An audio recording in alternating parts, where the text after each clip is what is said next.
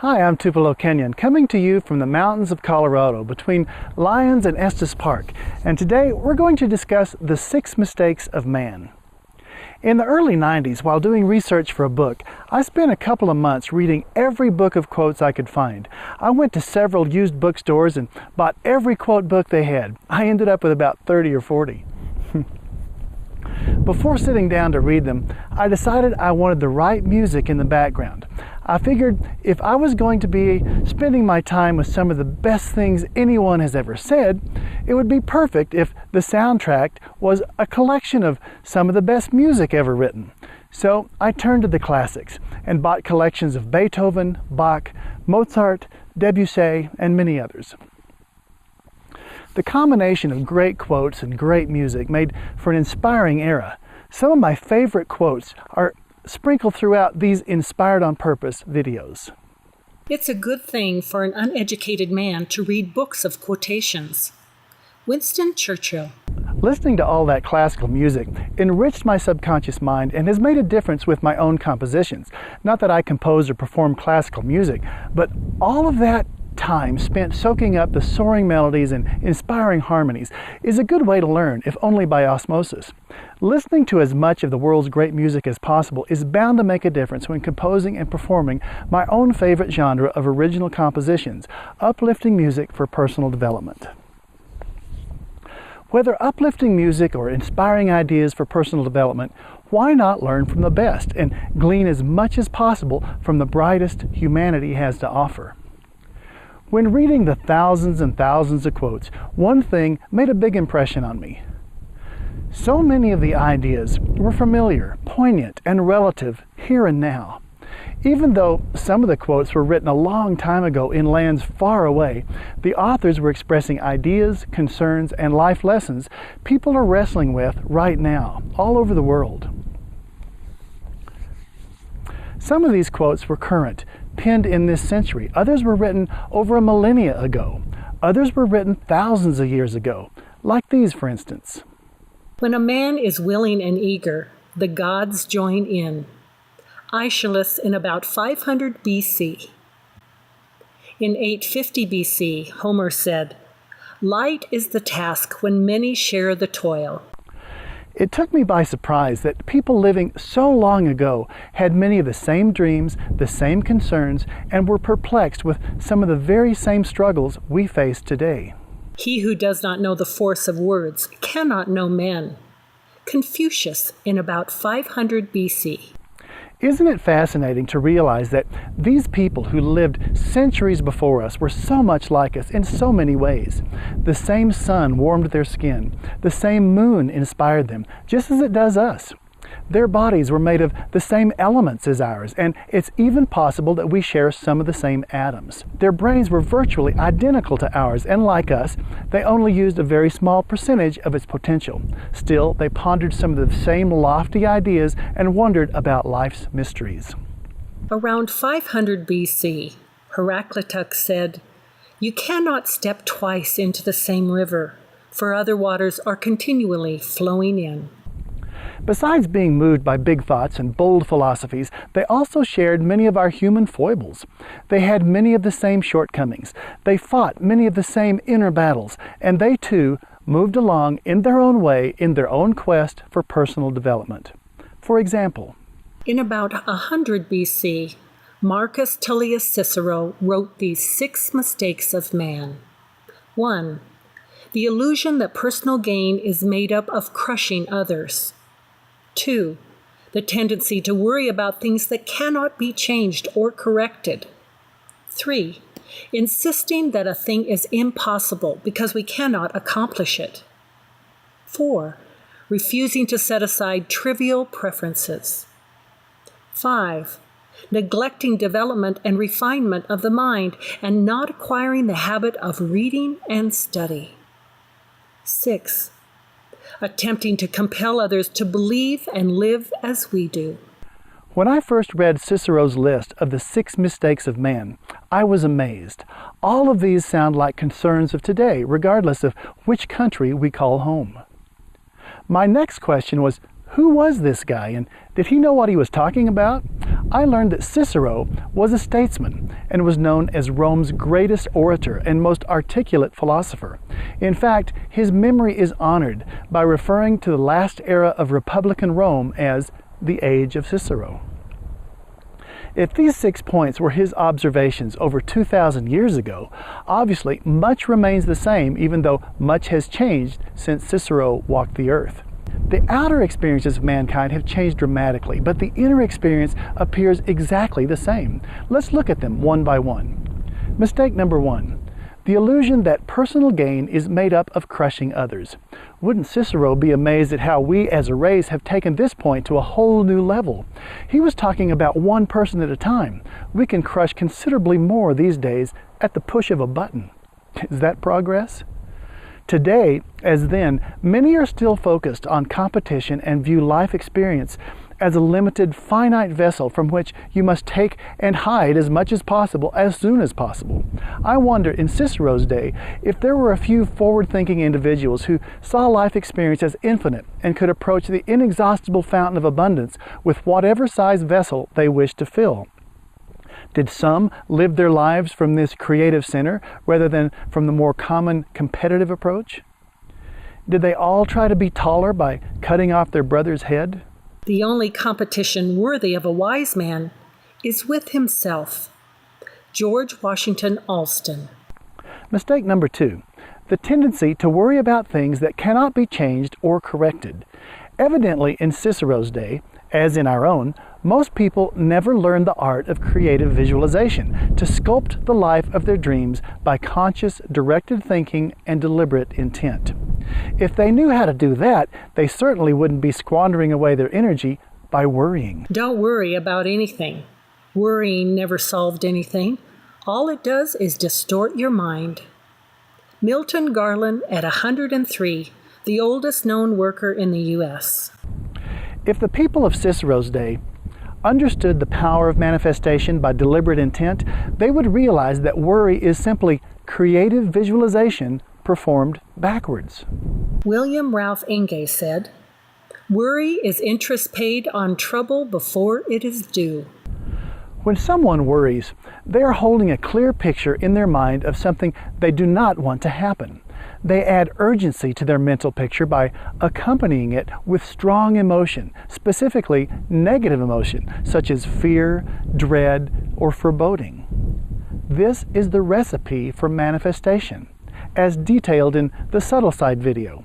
So the law of attraction goes to work with no questions asked and sets the wheels in motion to deliver exactly what is pictured. Remember, you get what you think about most, delivered to you on a schedule determined by the intensity of your feelings, whether you want it or not. Benjamin Franklin said, "Do not anticipate trouble or worry about what may never happen. Keep in the sunlight." Mistake number 3. Insisting that a thing is impossible because we cannot accomplish it. Imagine a day in the life of Cicero. Suppose you were to take a ride in a time machine and engage him in conversation over 2,000 years ago. You casually bring up subjects like, genetic engineering, nuclear imaging, splitting the atom, and space travel. Or forget the big stuff and imagine what he would think about the small stuff we take for granted every day, like cell phones and televisions and personal automobiles. Consider the tremendous strides forward our race has made in just the last century compared to all the previous centuries that man has been here pronouncing things impossible. The impossible is often the untried. John Goodwin. Just because we have not yet stretched our imagination far enough to see exactly how a thing could be done certainly does not make it impossible. The young do not know enough to be prudent, and therefore they attempt the impossible and achieve it generation after generation. Pearl S. Buck.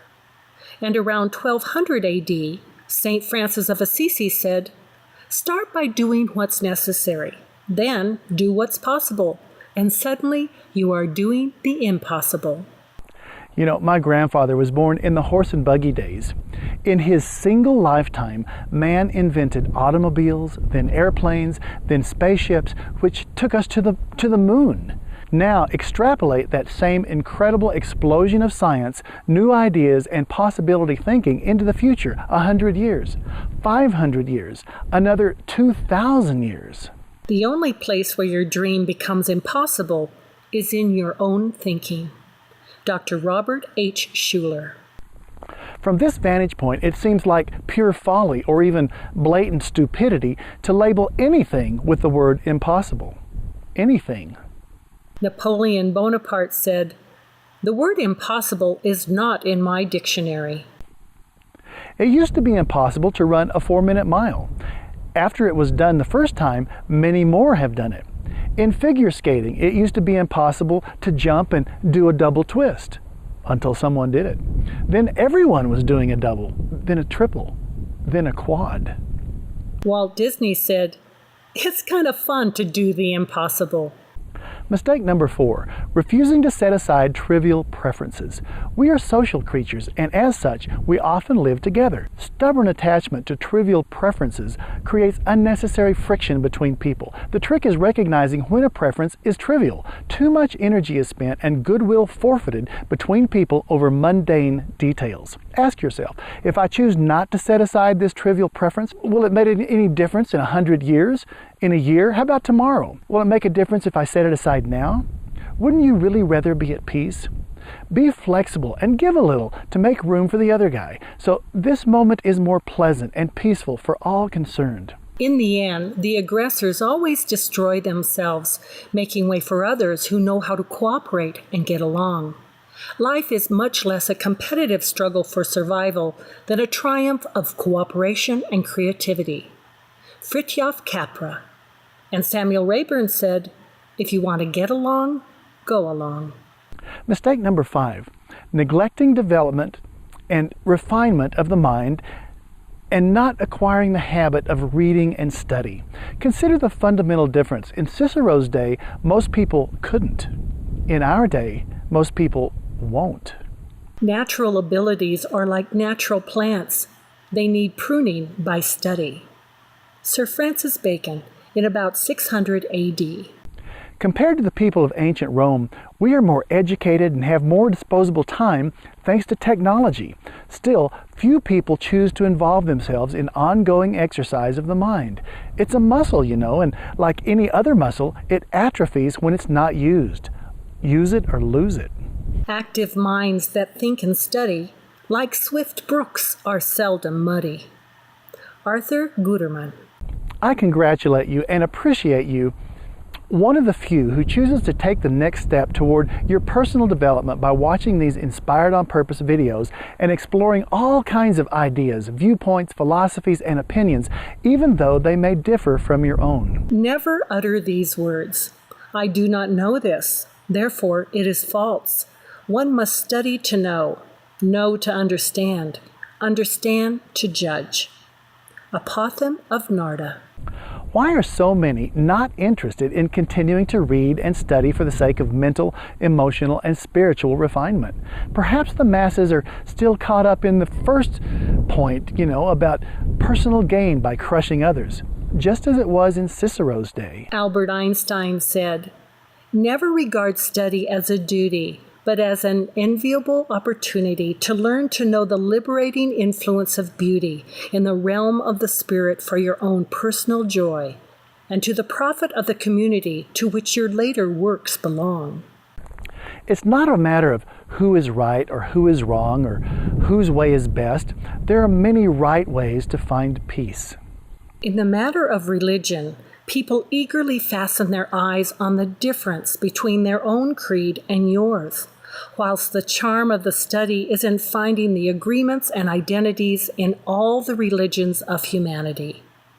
Ralph Waldo Emerson. It's simply a matter of moving forward from wherever we are now, one step at a time, in order to continually grow into the best version of ourselves we can be, which brings us to the last point. Mistake number 6, attempting to compel others to believe and live as we do. One of the best cures for that I've ever seen is world traveling. When I wrote the article that later became this video, I was overlooking a lush rainforest on the northern shore of Branchesous, Trinidad, off the coast of South America. I remember dozens of tropical birds singing in an amazing symphony of sound as waves crashed in the background.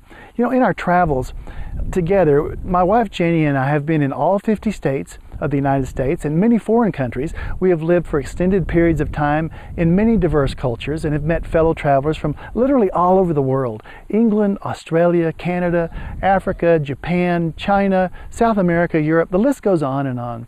It's always struck me how much we have in common, even though we are so different in so many ways. It's also struck me how totally different we are, even though we have so much in common. It works both ways. This is a big planet, and our world travels have taught us that diversity is alive and well. That's a good thing. Through the mind-boggling diversity of human experience, we all get to experiment in order to discover what we like and what we don't like. Then, through the power of our thoughts and creative visualization, we can continually move toward what we prefer and away from what we dislike. It's a beautiful system. To expect anyone else to come up with the same list of likes and dislikes is ridiculous and egotistical. We all get to have our own experiences in order to determine our own preferences. If we don't like how someone else does it, we have successfully learned something about our preferences, and we can direct our attention the other way, toward the way we prefer to do it. Live and let live is a credo to live by that is apparently as hard won today as it must have been 2,000 years ago in Cicero's day. We have come so far, so fast in so many ways, but some of the most important aspects of the human experience seem to be lagging behind. We have tools and technologies at our fingertips that may have outgrown our maturity and commitment to responsibility and moral sensibilities. So much on the outside has changed quickly, while so much on the inside remains the same. So what can we do about it?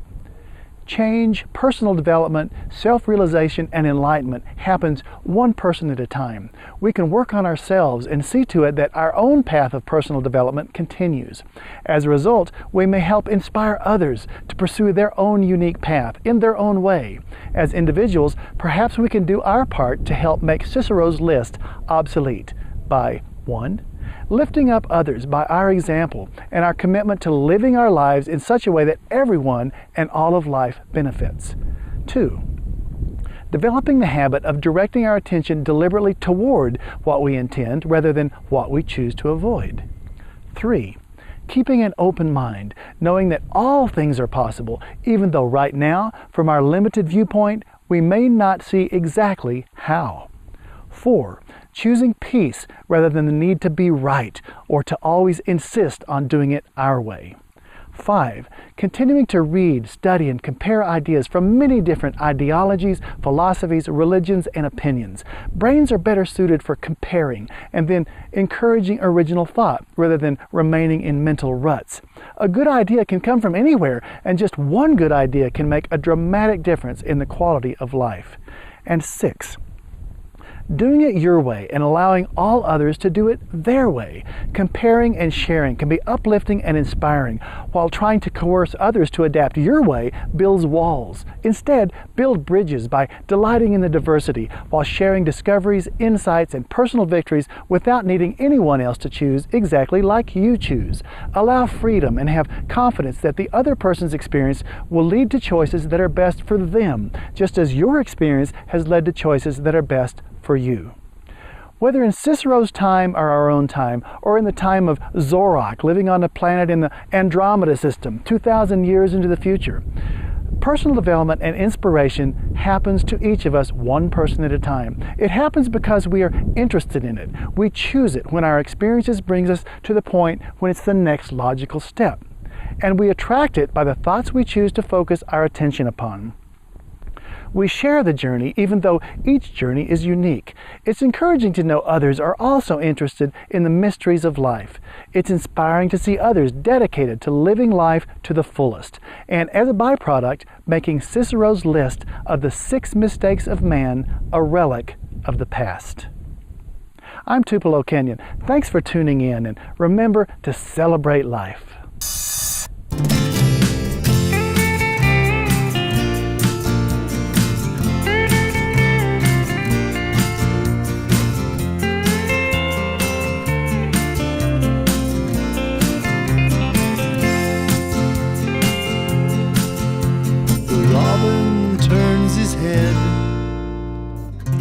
zeroes in on the worm, oblivious that a calico cat is rounding the last turn, while the red-tailed hawk folds his wings in a silent dive for the cat.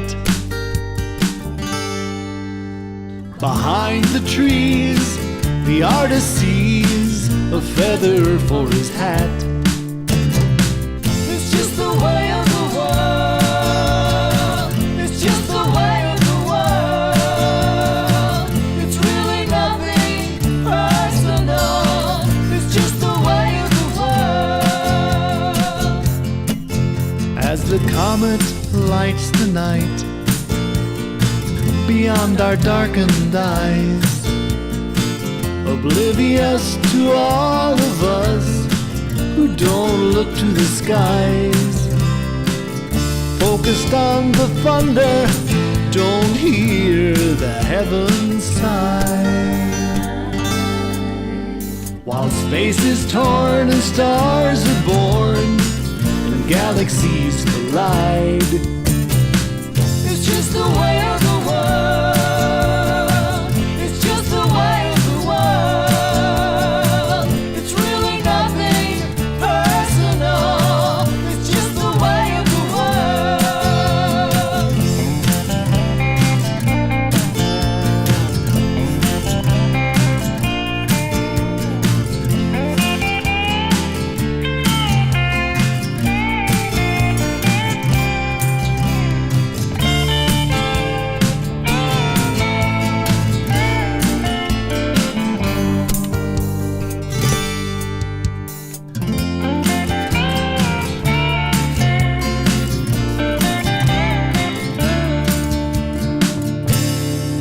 As the days become a year and the years roll into a lifetime, sinking through the sands of time, reaching out for a lifeline.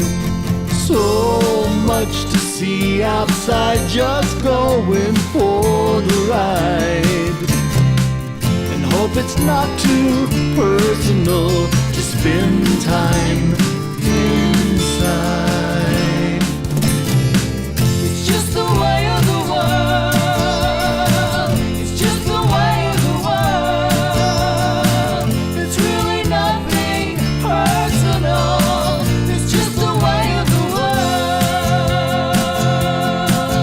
Now it's happening every moment, far too big to see. It's all too much to do it all, so passion is the key. It's a question of perspective, life to pick and choose. It's where we aim our focus, it brings it all into view.